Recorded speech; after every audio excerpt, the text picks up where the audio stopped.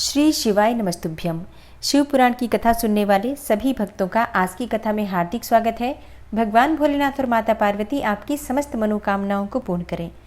ऋषियों ने पूछा, प्रभु, पार्वती देवी का समाधान करते हुए महादेव जी ने ये बात क्यों कही कि संपूर्ण विश्व अग्नि सोमात्मक एवं वागर्थात्मक है। ऐश्वर्य का सार एकमात्र आज्ञा ही है और वो आज्ञा तुम हो। अतः इस विषय में हम क्रमशः यथार्थ बातें सुनना चाहते हैं। वायुदेव बोले, महर्षियों, रुद्रदेव का जो घोर तेजोमय शरीर है उसे अग्नि कहते हैं और अमृतमय सोम शक्ति का स्वरूप है, क्योंकि शक्ति का शरीर शांति कारक है और जो अमृत है वो प्रतिष्ठा नामक कला है, लेकिन जो तेज है वह साक्षात विद्या नामक कला है। संपूर्ण सूक्ष्म भूतों में वे ही दोनों रस और तेज हैं। तेज की वृत्ति दो प्रकार की है, एक सूर्य रूपा है और दूसरी अग्नि रूपा है।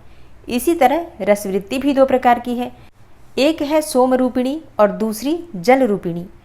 तेज विद्युत आदि के रूप में उपलब्ध होता है तथा रस मधुर आदि के रूप में। तेज और रस के भेदों ने ही इस चराचर जगत को धारण कर रखा है। अग्नि से अमृत की उत्पत्ति होती है और अमृत स्वरूप घी से अग्नि की वृद्धि होती है। अतएव अग्नि और सोम की दी हुई आहुति जगत के लिए हितकारक होती है। शस्य संपत्ति भविष्य का उत्पादन करती है, वर्षा शस्य को बढ़ाती है। इस प्रकार वर्षा से ही भविष्य का प्रादुर्भाव होता है, जिससे यह अग्नि सोमात्मक जगत टिका हुआ है। अग्नि वहां तक ऊपर को प्रज्वलित होती है जहां तक सोम संबंधी परम अमृत विद्यमान है, और जहां तक अग्नि का स्थान है वहां तक सोम संबंधी अमृत नीचे को झरता है। इसलिए कालाग्नि नीचे है और शक्ति ऊपर। जहां तक अग्नि है उसकी गति ऊपर की ओर है और जो जल का आप्लावन है उसकी गति नीचे की ओर है। आधार शक्ति ने ही इस ऊर्ध्वगामी कालाग्नि को धारण कर रखा है तथा निम्नगामी सोम शिव शक्ति के आधार पर प्रतिष्ठित है। शिव ऊपर है और शक्ति नीचे तथा शक्ति ऊपर है और शिव नीचे। इस प्रकार शिव और शक्ति ने यहाँ सब कुछ व्याप्त कर रखा है। बारंबार अग्नि द्वारा जलाया हुआ जगत भस्मसात हो जाता है। यह अग्नि का वीर्य है। भस्म को ही अग्नि का वीर्य कहते हैं। जो इस प्रकार भस्म के श्रेष्ठ स्वरूप को जानकर अग्नि इत्यादि मंत्रों द्वारा भस्म से स्नान करता है, वह बंधा हुआ जीव पास से मुक्त हो जाता है। अग्नि के वीर्य रूप भस्म को सोम ने अयोग युक्ति के द्वारा फिर आप्लावित किया, इसलिए वह प्रकृति के अधिकार से चला गया। यदि योग युक्ति से शाक्त अमृत वर्षा के द्वारा उस भस्म का सब ओर आप्लावन हो तो वह प्रकृति के अधिकारों को निवृत्त कर देता है। अतः इस तरह का अमृत प्लावन सदा मृत्यु पर विजय पाने के लिए ही होता है। शिवाग्नि के साथ शक्ति संबंधी अमृत का स्पर्श होने पर जिसने अमृत का आप्लावन प्राप्त कर लिया उसकी मृत्यु कैसे हो सकती है।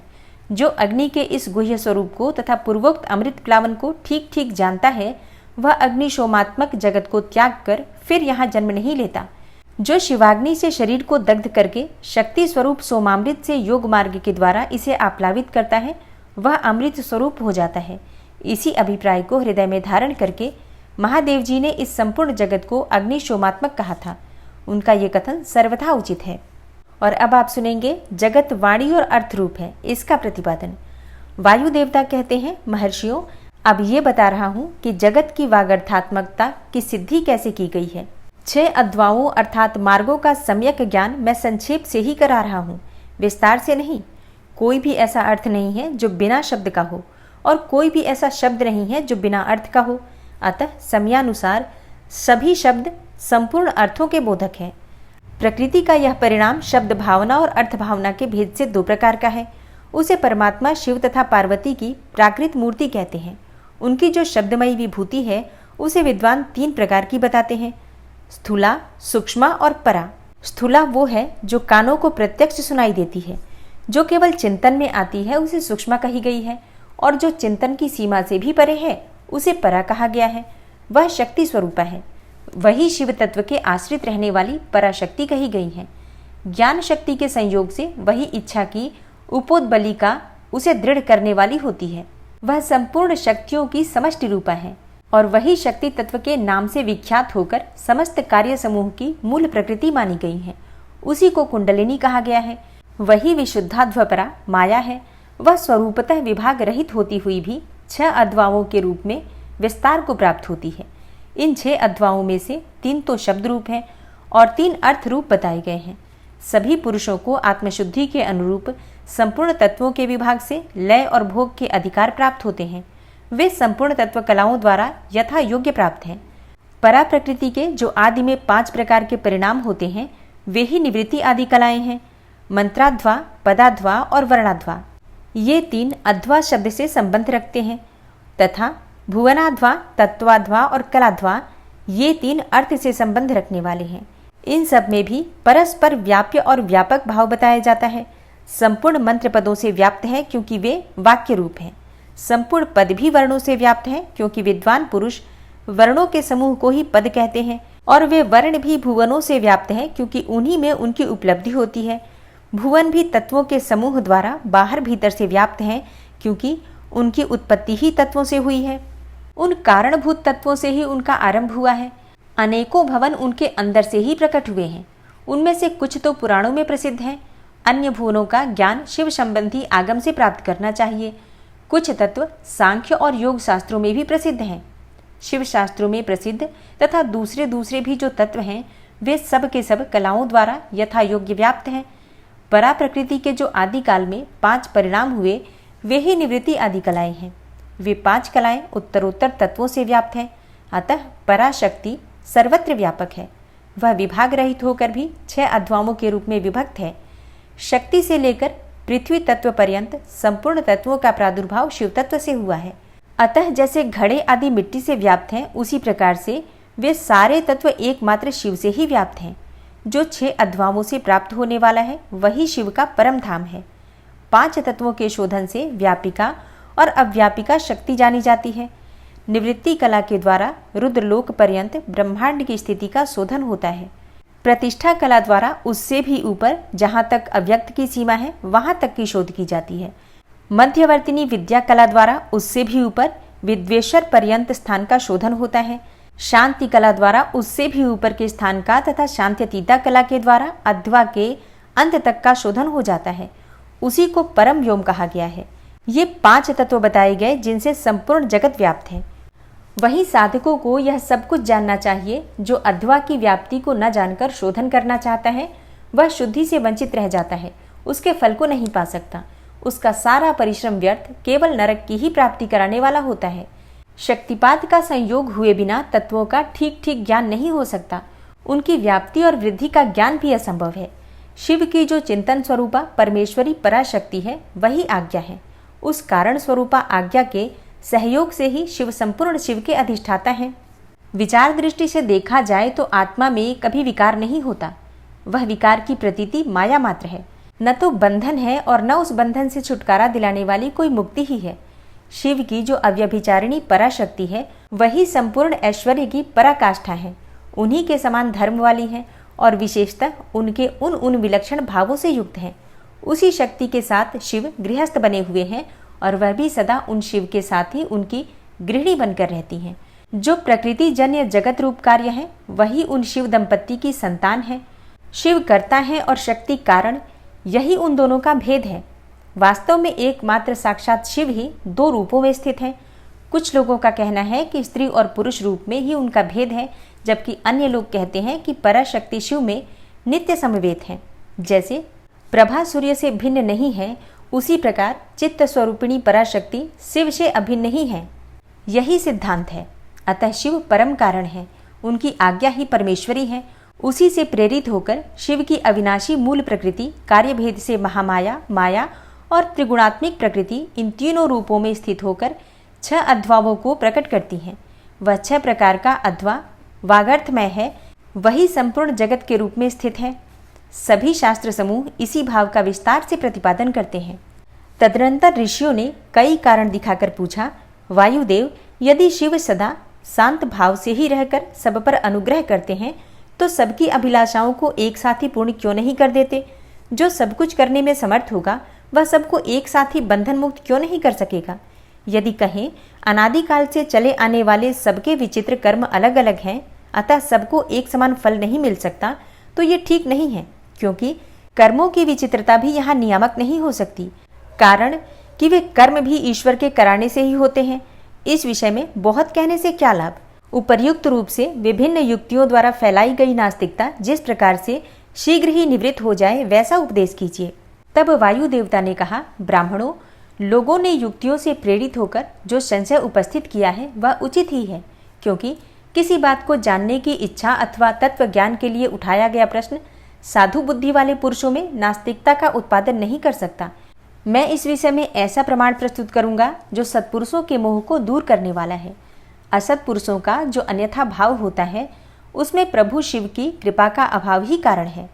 परिपूर्ण परमात्मा शिव के परम अनुग्रह के बिना कुछ भी कर्तव्य नहीं है, ऐसा निश्चय किया गया है। परानुग्रह कर्म में स्वभाव ही पर्याप्त अर्थात पूर्णतः समर्थ है, अन्यथा निस्वभाव पुरुष किसी पर भी अनुग्रह नहीं कर सकता। पशु और पाश रूप सारा जगत ही पर कहा गया है, वह अनुग्रह का पात्र है। पर को अनुग्रहित करने के लिए पति की आज्ञा का समन्वय आवश्यक है। पति आज्ञा देने वाला है, वही सदा सब पर अनुग्रह करता है। उस अनुग्रह के लिए ही आज्ञा रूप अर्थ को स्वीकार करने पर शिव परतंत्र कैसे कहे जा सकते हैं। अनुग्राहक की अपेक्षा न रखकर कोई भी अनुग्रह सिद्ध नहीं हो सकता। अतः स्वातंत्र शब्द के अर्थ की अपेक्षा न रखना ही अनुग्रह का लक्षण है। जो अनुग्राह्य है वह परतंत्र माना जाता है, क्योंकि पति के अनुग्रह के बिना उसे भोग और मोक्ष की प्राप्ति नहीं होती। जो मूर्त्यात्मा है वे भी अनुग्रह के ही पात्र हैं, क्योंकि उनसे भी शिव की आज्ञा की निवृत्ति नहीं होती। वे भी शिव की आज्ञा से बाहर नहीं हैं। यहाँ कोई ऐसी वस्तु नहीं है जो शिव की आज्ञा के अधीन न हो। सकल अर्थात सगुण या साकार होने पर भी जिसके द्वारा हमें निष्कल अर्थात निर्गुण या निराकार शिव की प्राप्ति होती है, उस मूर्ति या लिंग के रूप में साक्षात शिव ही विराज रहे हैं। वह शिव की मूर्ति है, यह बात तो उपचार से कही जाती है। जो साक्षात निष्कल तथा परम कारण रूप शिव हैं, वे किसी के द्वारा भी साकार अनुभव से उपलक्षित नहीं होते, ऐसी बात नहीं है। यहाँ प्रमाण गम्य होना उनके स्वभाव का उपपादक नहीं है। प्रमाण अथवा प्रतीक मात्र से अपेक्षा बुद्धि का उदय नहीं होता। वे परम तत्व के उपलक्षण मात्र हैं, इसके सिवा उनका और कोई अभिप्राय नहीं है। कोई न कोई मूर्ति ही आत्मा का साक्षात उपलक्षण होती है। शिव की मूर्ति है, इस कथन का अभिप्राय ये है कि उस मूर्ति के रूप में परम शिव विराजमान है। मूर्ति उनका उपलक्षण है। जैसे काष्ठ आदि आलंबन का आश्रय लिए बिना केवल अग्नि कहीं उपलब्ध नहीं होती, उसी प्रकार शिव भी मूर्त्यात्मा में आरूढ़ हुए बिना उपलब्ध नहीं होते। यही वस्तु स्थिति है। जैसे किसी से ये कहने पर कि तुम आग ले आओ, उसके द्वारा जलती हुई लकड़ी आदि के सिवा साक्षात अग्नि नहीं लाई जाती, उसी प्रकार शिव का पूजन भी मूर्ति रूप में ही हो सकता है, अन्यथा नहीं। इसीलिए पूजा आदि में मूर्त्यात्मा की परिकल्पना होती है, क्योंकि मूर्त्यात्मा के प्रति जो कुछ किया जाता है वह साक्षात शिव के प्रति किया गया ही माना गया है। लिंग आदि में विशेषतः अर्चा विग्रह में जो पूजन कृत्य होता है वह भगवान शिव का ही पूजन है। उन मूर्तियों के रूप में शिव की भावना करके हम लोग शिव की ही उपासना करते हैं। जैसे परमेष्ठी शिव मूर्त्यात्मा पर अनुग्रह करते हैं, उसी प्रकार मूर्त्यात्मा में स्थित शिव हम पशुओं पर अनुग्रह करते हैं। परमेष्ठी शिव ने लोकों पर अनुग्रह करने के लिए ही सदाशिव आदि संपूर्ण मूर्त्यात्माओं को अधिष्ठित अर्थात अपनी आज्ञा में रखकर अनुग्रहित किया है। भगवान शिव सब पर अनुग्रह ही करते हैं, किसी का निग्रह नहीं करते, क्योंकि निग्रह करने वाले लोगों में जो दोष होते हैं वे शिव में असंभव हैं। ब्रह्मा आदि के प्रति जो निग्रह देखे गए हैं वे भी श्रीकंठ मूर्ति शिव के द्वारा लोकहित के लिए ही किए गए हैं। विद्वानों की दृष्टि में निग्रह भी स्वरूप से दूषित नहीं है। जब वह राग द्वेष से प्रेरित होकर किया जाता है तभी निंदनीय माना जाता है। इसलिए दंडनीय अपराधियों को राजाओं की ओर से मिले हुए दंड की प्रशंसा की जाती है। यदि साधु की रक्षा करनी है तो असाधु का निवारण करना ही होगा।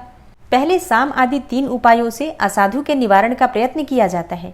यदि वह प्रयत्न सफल नहीं हुआ तो अंत में चौथे उपाय दंड का ही आश्रय लिया जाता है। यह दंडात्मक अनुशासन लोकहित के लिए ही किया जाना चाहिए। यही उसके औचित्य को परिलक्षित कराता है। यदि अनुशासन इसके विपरीत ही हो तो उसे अहितकर कहते हैं। जो सदा हित में ही लगे रहने वाले हैं उन्हें ईश्वर का दृष्टांत अपने सामने रखना चाहिए। ईश्वर केवल दुष्टों को ही दंड देते हैं, इसीलिए निर्दोष कहे जाते हैं। अतः जो दुष्टों को ही दंड देता है वह उस निग्रह कर्म को लेकर सत्पुरुषों द्वारा लांछित कैसे किया जा सकता है। लोक में जहाँ कहीं भी निग्रह होता है वह यदि विद्वेष पूर्वक न हो तभी श्रेष्ठ माना जाता है। जो पिता पुत्र को दंड देकर उसे अधिक शिक्षित बनाता है वह उससे द्वेष नहीं करता। शिव की आज्ञा का पालन ही हित है और जो हित है वही उनका अनुग्रह है। अतएव सबको हित में नियुक्त करने वाले शिव सब पर अनुग्रह करने वाले कहे गए हैं। जो उपकार शब्द का अर्थ है उसे भी अनुग्रह ही कहा गया है, क्योंकि उपकार भी हित रूप ही होता है। अतः सबका उपकार करने वाले शिव सर्वानुग्राहक हैं। शिव के द्वारा जड़ चेतन सभी सदा हित में ही नियुक्त होते हैं, परंतु सबको जो एक साथ और एक समान हित की उपलब्धि नहीं होती, उसमें उनका स्वभाव ही प्रतिबंधक है। जैसे सूर्य अपनी किरणों द्वारा सभी कमलों को विकास के लिए प्रेरित करते हैं, परंतु वे अपने अपने स्वभाव के अनुसार एक साथ और एक समान विकसित नहीं होते।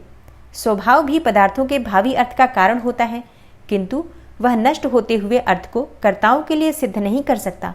जैसे अग्नि का संयोग सुवर्ण को ही पिघलाता है, कोयले या अंगार को नहीं, उसी प्रकार भगवान शिव परिपक्व मल वाले पशुओं को ही बंधन मुक्त करते हैं, दूसरों को नहीं।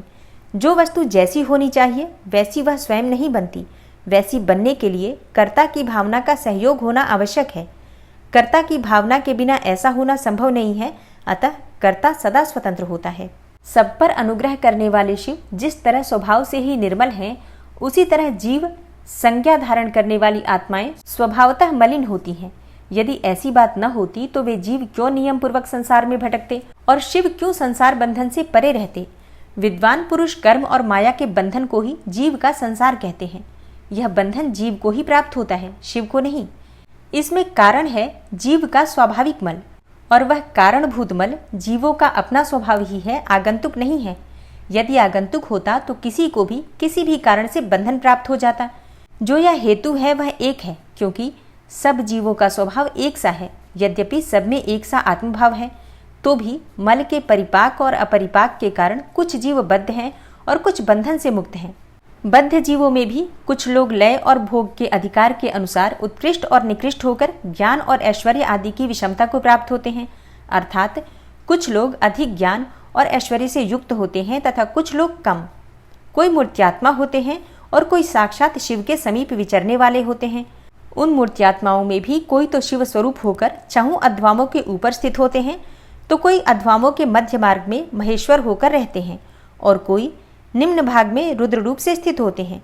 शिव के समीपवर्ती स्वरूप में भी माया से परे होने के कारण उत्कृष्ट, मध्यम और निकृष्ट के भेद से 3 श्रेणियां होती हैं। वहां निम्न स्थान में आत्मा की स्थिति है, मध्यम स्थान में अंतरात्मा की स्थिति है, और जो सबसे उत्कृष्ट श्रेणी का स्थान है उसमें परमात्मा की स्थिति है। ये ही क्रमशः ब्रह्मा, विष्णु और महेश्वर कहलाते हैं। कोई वसु अर्थात जीव परमात्म पद का आश्रय लेने वाले होते हैं, कोई अंतरात्म पद पर और कोई आत्म पद पर प्रतिष्ठित होते हैं। भगवान शिव तो अनायास ही समस्त पशुओं को बंधन से मुक्त करने में समर्थ हैं, फिर वे उन्हें बंधन में डाले रखकर क्यों दुख देते हैं। यहाँ ऐसा विचार या संदेह नहीं करना चाहिए, क्योंकि सारा संसार दुख रूप ही है। ऐसा विचारवानों का निश्चित सिद्धांत है। जो स्वभावतः दुखमय है वह दुख रहित कैसे हो सकता है। स्वभाव में उलटफेर नहीं हो सकता। वैद्य की दवा से रोग अरोग नहीं होता, वह रोग पीड़ित मनुष्य का अपनी दवा से सुखपूर्वक उद्धार कर देता है। इसी प्रकार जो स्वभावतः मलिन और स्वभाव से ही दुखी है, उन पशुओं को अपनी आज्ञा रूपी औषधि देकर शिव दुख से छुड़ा देते हैं। रोग होने में वैद्य कारण नहीं है, परंतु संसार की उत्पत्ति में शिव कारण है। अतः रोग और वैद्य के दृष्टांत से शिव और संसार के दृष्टांत में समानता नहीं है, इसलिए इसके द्वारा शिव पर दोषारोपण नहीं किया जा सकता। जब दुख स्वभाव सिद्ध है तब शिव उसके कारण कैसे हो सकते हैं। जीवों में जो स्वाभाविक मल है वही उन्हें संसार के चक्र में डालता है। संसार का कारणभूत जो मल अचेतन माया आदि है, वह शिव का सानिध्य प्राप्त किए बिना स्वयं चेष्टाशील नहीं हो सकता। जैसे चुंबक मणि लोहे का सानिध्य पाकर ही उपकारक होता है, लोहे को खींचता है, उसी प्रकार शिव भी जड़ माया आदि का सानिध्य पाकर ही उसके उपकारक होते हैं, उसे सचेष्ट बनाते हैं। उनके विद्यमान सानिध्य को अकारण हटाया नहीं जा सकता। अतः जगत के लिए जो सदा अज्ञात हैं, वे शिव ही इसके अधिष्ठाता हैं। शिव के बिना यहाँ कोई भी प्रवृत्त अर्थात चेष्टाशील नहीं होता। उनकी आज्ञा के बिना एक पत्ता भी नहीं हिलता। उनसे प्रेरित होकर ही यह सारा जगत विभिन्न प्रकार की चेष्टाएं करता है, तथापि वे शिव कभी मोहित नहीं होते। उनकी आज्ञा रूपिणी जो शक्ति है वही सबका नियंत्रण करती है। उसका सब ओर मुख है और उसी ने सदा इस संपूर्ण दृश्य प्रपंच का विस्तार किया है, तथापि उसके दोष से शिव दूषित नहीं होते। जो दुर्बुद्धि मानव मोहवश इसके विपरीत मान्यता रखता है वह नष्ट हो जाता है। शिव की शक्ति के वैभव से ही सारा संसार चलता है, तथापि इसमें शिव दूषित नहीं होते। इसी समय आकाश से शरीर रहित वाणी सुनाई दी, सत्यम ओम अमृतम सौम्यम। इन पदों का वहां स्पष्ट उच्चारण हुआ। उसे सुनकर सब लोग बहुत प्रसन्न हुए। उनके समस्त संशयों का निवारण हो गया तथा उन मुनियों ने विस्मित होकर प्रभु पवन देव को प्रणाम किया। इस प्रकार उन मुनियों को संदेह रहित करके भी वायुदेव ने ये नहीं माना कि इन्हें पूर्ण ज्ञान हो गया। इनका ज्ञान अभी प्रतिष्ठित नहीं हुआ है, ऐसा समझकर ही वे इस प्रकार बोले। वायु देवता ने कहा, मुनियों, परोक्ष और अपरोक्ष के भेद से ज्ञान दो प्रकार का माना गया है। परोक्ष ज्ञान को अस्थिर कहा जाता है और अपरोक्ष ज्ञान को सुस्थिर। युक्तिपूर्ण उपदेश से जो ज्ञान होता है उसे विद्वान पुरुष परोक्ष कहते हैं। वही श्रेष्ठ अनुष्ठान से अपरोक्ष हो जाएगा और अपरोक्ष ज्ञान के बिना मोक्ष नहीं होता। ऐसा निश्चय करके तुम लोग आलस्य रहित होकर श्रेष्ठ अनुष्ठान की सिद्धि के लिए प्रयत्न करो। दोस्तों, वायवीय संहिता में जो ज्ञान आपको प्राप्त हो रहा है ये पूरी तरह से पूरे शिव पुराण का निचोड़ है, ये कहिए कि सार है। इस संहिता को समझना थोड़ा कठिन है, इसलिए सारे संहिताओं के बाद इसको दिया गया है। मतलब सबसे अंत में वायवीय संहिता आती है। इस संहिता में जीव को मुक्ति का मार्ग बताया गया है, क्योंकि जीव का लक्ष्य होता है शिव से मिलना। और जब जीव शिव से मिलने के लिए प्रयास करता है, अथक प्रयास करता है, तभी उसका शिव से मिलन हो पाता है और तभी उसकी मुक्ति हो पाती है। अगर आप लोग इस संहिता को समझ पाते हैं, थोड़ा भी समझ पाते हैं, तो ये समझ लीजिए कि भगवान शिव की आपके ऊपर असीम कृपा है। और फिर सांसारिक कार्य में तो हम सभी लगे हुए हैं, उसके साथ अगर हम अपने जीव को मुक्त कराने के लिए भगवान शिव की कथा पढ़ते हैं, सुनते हैं, पूजा करते हैं, प्रार्थना करते हैं, शिव नाम का उच्चारण करते हैं, भगवान शिव के नाम का जप करते हैं, तभी इस जीव की मुक्ति हो पाती है। मतलब जिस प्रकार से आप अपने शरीर में अपने शरीर को चलाने के लिए अपने पेट को भरते हैं, भोजन डालते हैं, उसी प्रकार से आपके शरीर में एक आत्मा रहती है जिसे जीव कहा गया है। और उस जीव की मुक्ति के लिए, उस जीव की तृप्ति के लिए भगवान शिव के नाम का उच्चारण ही एकमात्र साधन है। उम्मीद करती हूँ आज की कथा आपको ज़रूर पसंद आई होगी। अच्छी लगी हो वीडियो तो बिना लाइक किए बिल्कुल मत जाइएगा। और हाँ, अच्छी लगती है वीडियो तो दूसरे शिव भक्तों तक भी वीडियो को शेयर ज़रूर कीजिए। और चैनल पर अगर आप पहली बार आए हैं, अभी तक आपने चैनल को सब्सक्राइब नहीं किया है, तो आज की वीडियो अगर आपको अच्छी लगे तो चैनल को सब्सक्राइब करके बेल आइकन को ज़रूर प्रेस कर लीजिए। इससे ये होगा कि इस चैनल पर जो भी नई वीडियो अपलोड होंगी उनकी नोटिफिकेशन आपको सही समय पर प्राप्त होगी। मिलती हूँ मैं आपसे अगली वीडियो में, तब तक के लिए नमस्कार।